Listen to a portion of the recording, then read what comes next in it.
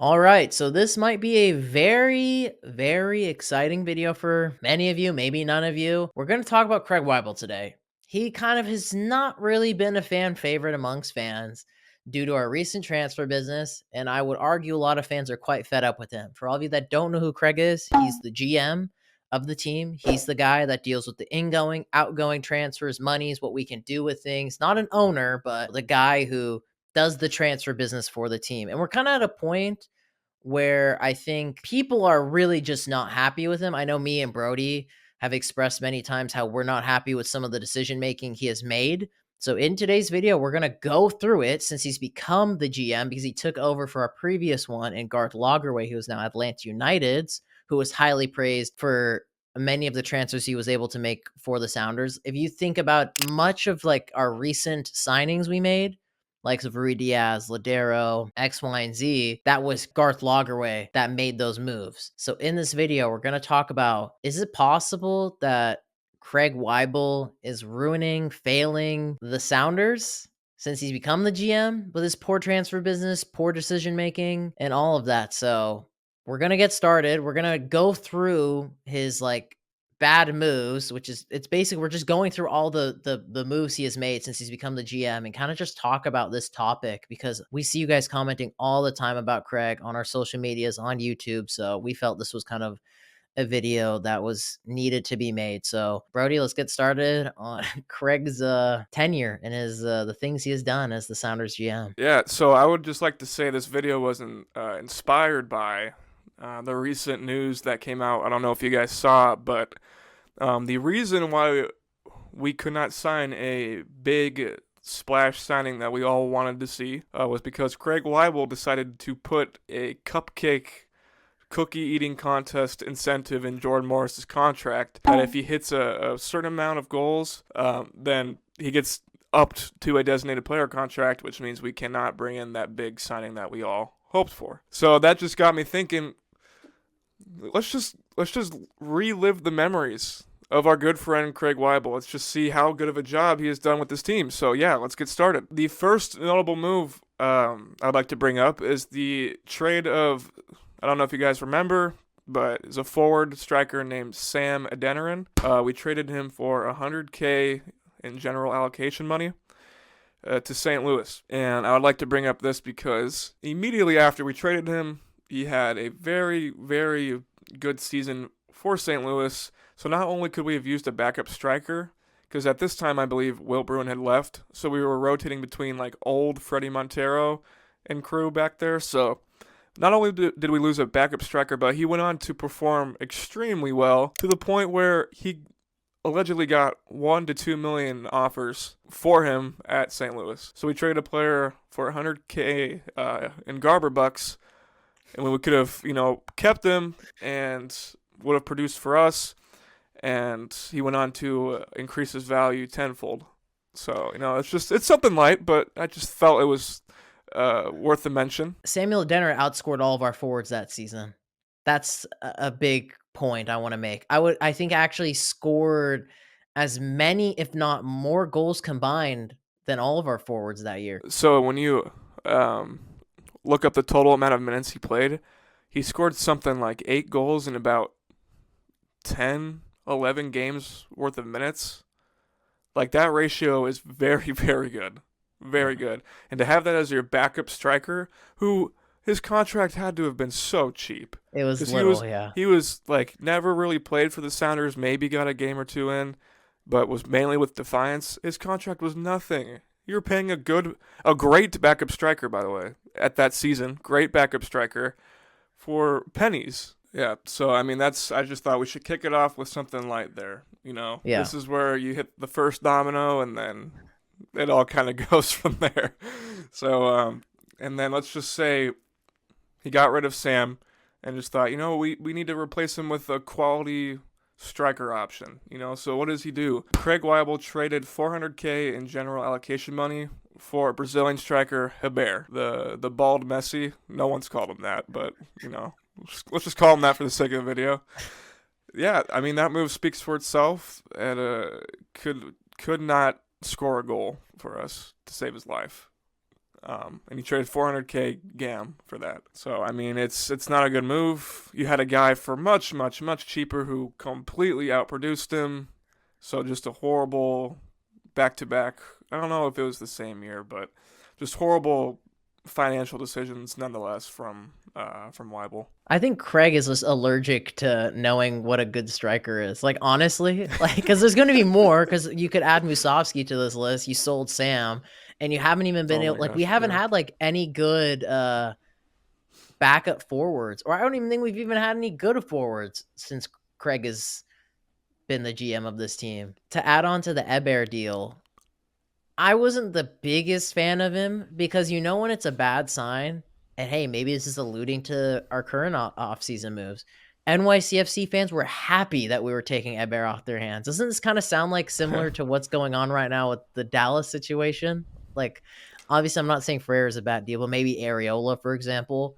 They're happy we're taking him off his hands. And I was like, okay, that's not a good sign. Like, I knew Eber was a decent forward, but it's just like, I feel like he wasn't a necessary piece that we should have added or was the right piece we should have been looking at. But, he didn't work out. That's 2 dominoes down.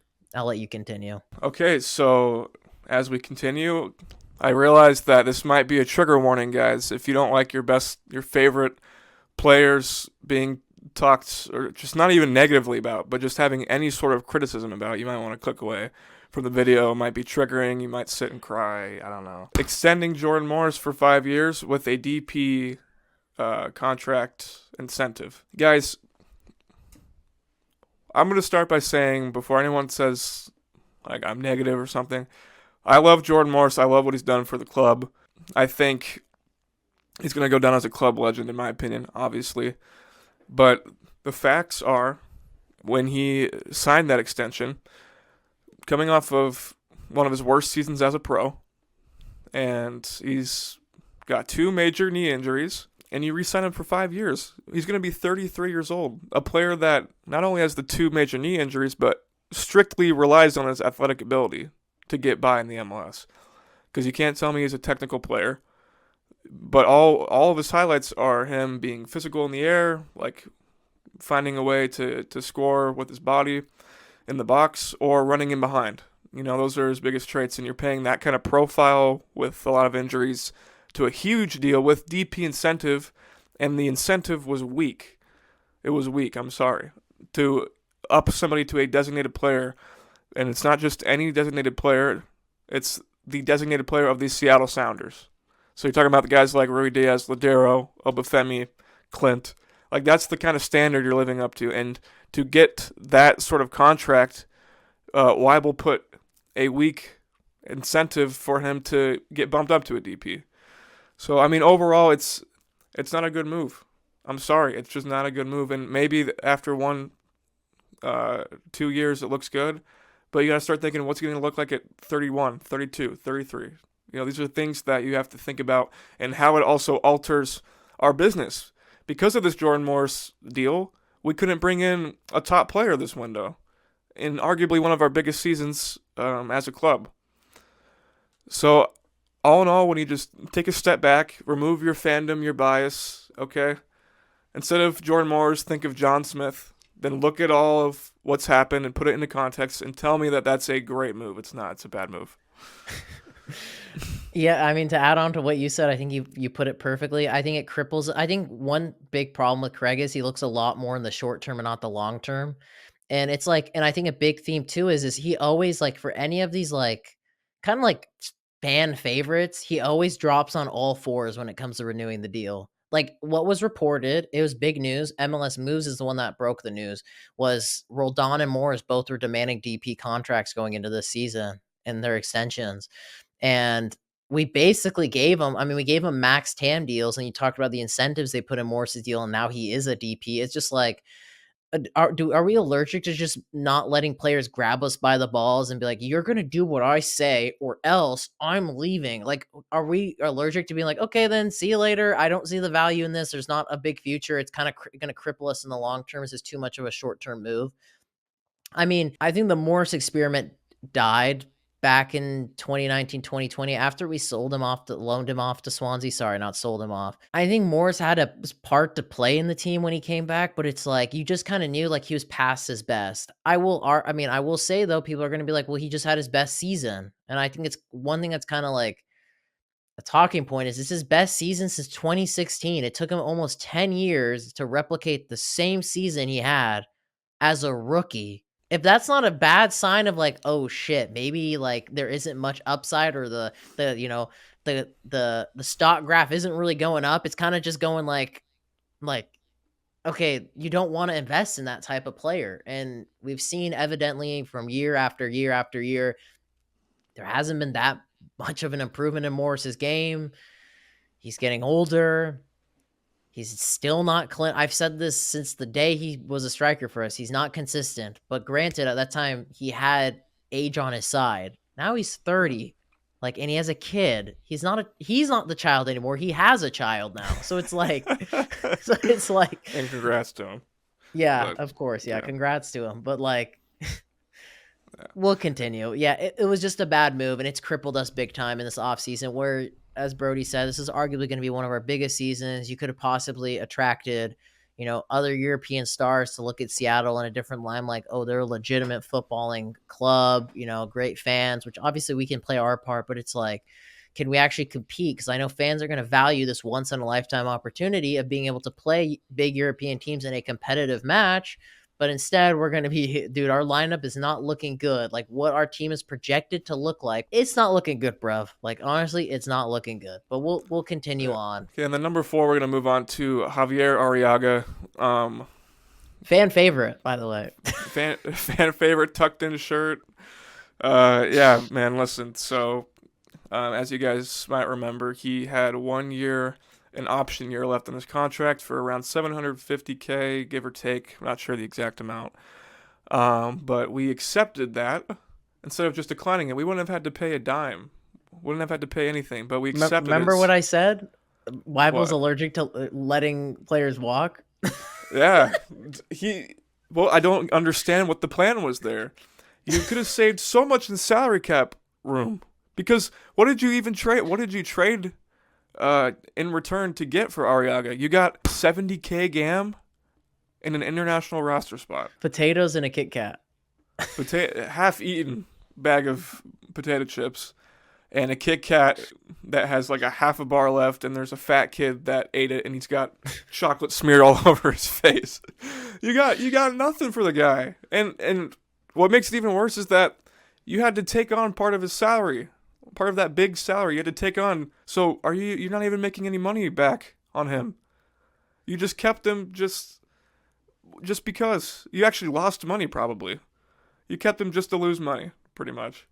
And he never contributed to the team that year. Like, why? And the writing was on the wall for him after, pretty much since 2022 that he wasn't going to be a part of the squad. Like, at post, 2021, Javi was nothing, useless to this team, in my opinion. okay, and then so these moves were not good, but this move, I guess maybe the other one, sure, you can argue, oh, Sam and Denner, and not really a big, important player. Hebert, I mean, you can't argue against that. That was bad. Morris is your hometown guy, and Arriaga, whatever. This is objectively terrible, and I think every Sounders fan, everyone has different takes. Everyone's got a different political party, different this, that, and the third. We can all agree that the block of the $4 million transfer of Leo Chu was unequivocally the worst move I think we've probably ever seen at this club in terms of transfers. Like, you got a guy, the $4 million offer comes in for him. That's a lot of money, man. That's a lot of money. Would have been our biggest outgoing transfer in club history. Yeah, it would have been. It would have been. Our biggest sale in club history would have been Leo Chu. Imagine having that. Imagine saying that you got $4 million out of Leo Chu, who, by the way, was just traded at his own value, was probably less than $1 million. So you could have been a huge G and got a guy who doesn't even want to be here for $4 million you could have got for him. But no, you kept him because it wasn't up to your valuation for whatever reason. And I guess apparently the logic was, well, he's going to be a starter.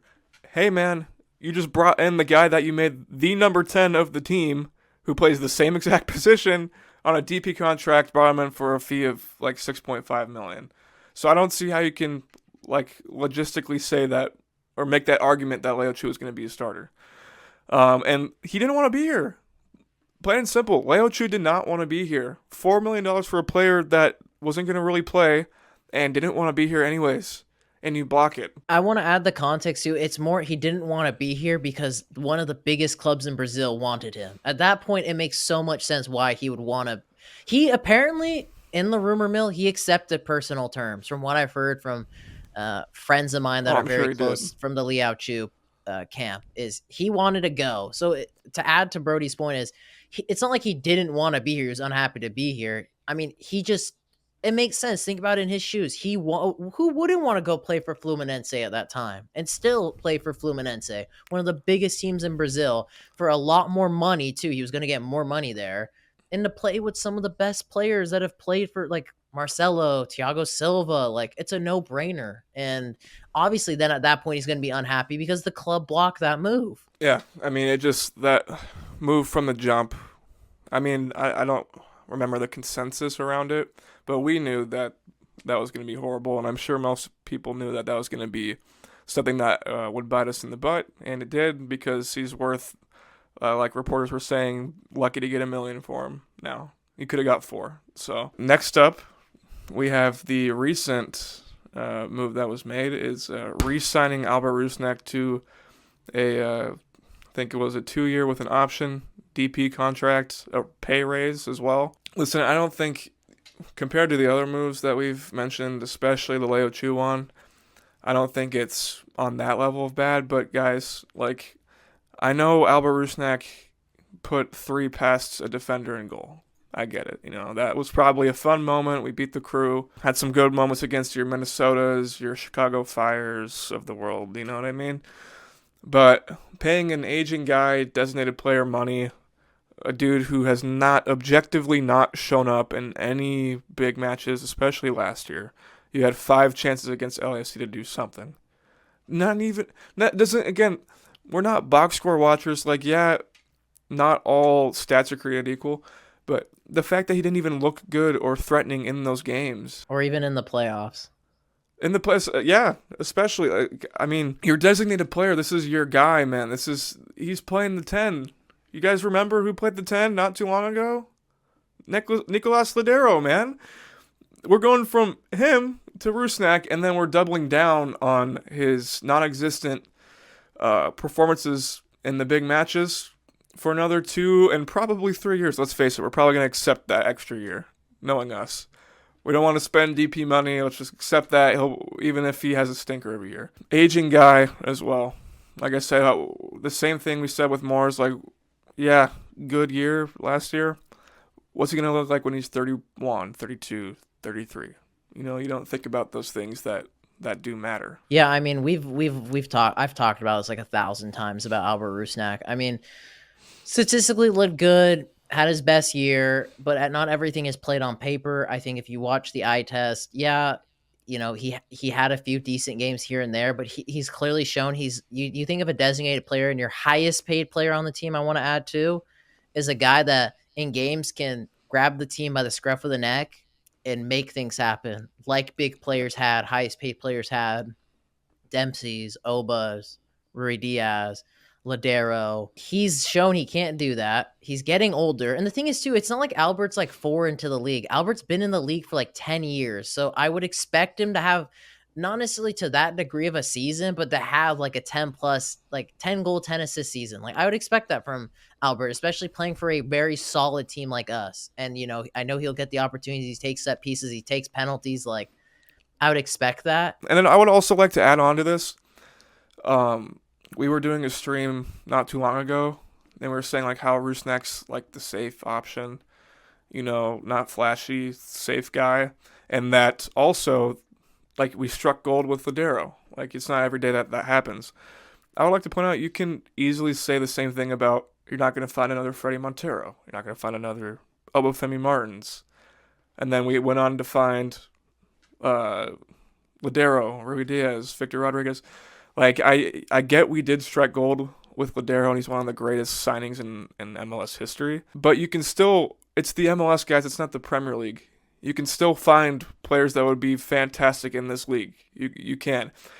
The best striker in the league, Cucho Hernandez, couldn't get minutes for Watford or wherever he came from. Like, these guys exist, and you can find them. It's all about, having the ambition to go out and make a move like that. It was not like you had end all be all. Like, it's not like he was prime Ladero and you're just begging, like, please come back. You let this guy, like you say, grab him by the balls and be like, give me a pay raise. Like, that's not the guy. He didn't have the facilities to orchestrate that kind of sales pitch, and you just did it anyways. It's just, in my opinion, that's just kind of weak. And I think that's the theme of everything Craig Waibel is just like, it's weak. Most of the stuff he has done has just been weak. And then the last one does pain me to say, and I'm gonna put a little bit of an asterisk next to it, because I am a Jesus Ferreira fan. But that same DP incentive we were talking about with Jordan Morris, the same has been applied to Jesus Ferreira. Now, the reason why I say put an asterisk there is because we don't know exactly what that incentive is. It was reported that it was going to be similar to Jordan's. I don't know if that just means similar in terms of the amount of goals scored or just the fact that it's a goals scored or goals contribution incentive. And this, to me, is all dependent on what that number actually is. Because if it's anything like what Jordan did, then you can just chuck this one right up there with the other ones, man. If it's up there like, hey, Jesus, give us like 25, 30 goal contributions. If it's something like that, then I would take it off of this list because you got a great designated player.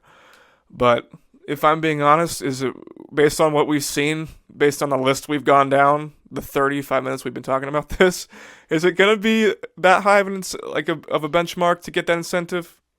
Probably not. Craig Waibel loves to complain, and we're probably going to touch upon this. Loves to complain he has no wiggle room of money, or I can't do much because of X, Y, Z, blah, blah, blah, blah, blah. Bro, you're putting yourself in this situation because you always go on all fours for any half-decent player and be like, bro, I'll give you whatever you want. You can take my missus, you can take my kids. Just don't leave us. Like, he can't let any player go. He always has to renew them. Like, be okay with taking some risk and letting go of like a semi-big player on this team to then reinvest when an opportunity comes, when there's like a kind of big player, a semi-promising player that becomes available, then we can at least put ourselves in that market for it. He just did it twice. You let Ladero and Rui Diaz go. Jordan Morris had 7 goals. By the time that year his deal expired, he had a 7-goal season. You could have let him go too.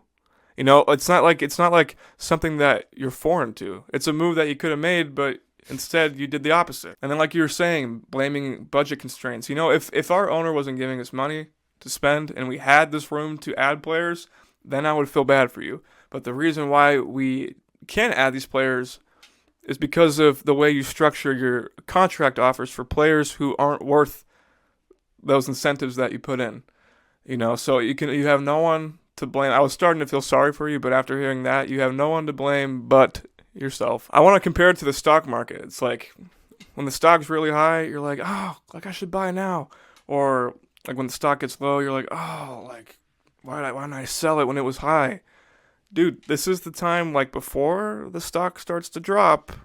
You got Jordan Morris, I'm just saying, guys like him. Yeah, Chu at the time, Nuhu at the time. Like, you have these players, man, before the drop-off, like, you could sell them and probably get a decent chunk of change. But, again, it's not moves that we're going to do because, like I said, this is not a good Waibel video because he's not going to make moves like that. Yeah, I know it's easy to look at. You could go through any GM. Not every GM's perfect. But when your moves have, like, only been strictly bad, you deserve your own 45-minute video for it. All right, boys and girls, you guys got to let us know your thoughts in the comments down below. Of the moves we talked about, what do you think of Craig? Any points you want to add on? And yeah, that's going to be the end of the video. I'm super tired, so hope you guys all enjoyed this. This was kind of like an extended cut. We just decided to plan on recording this. And yeah, let us know your thoughts in the comments down below. Make sure to smash the like button. And boys and girls, have a lovely day.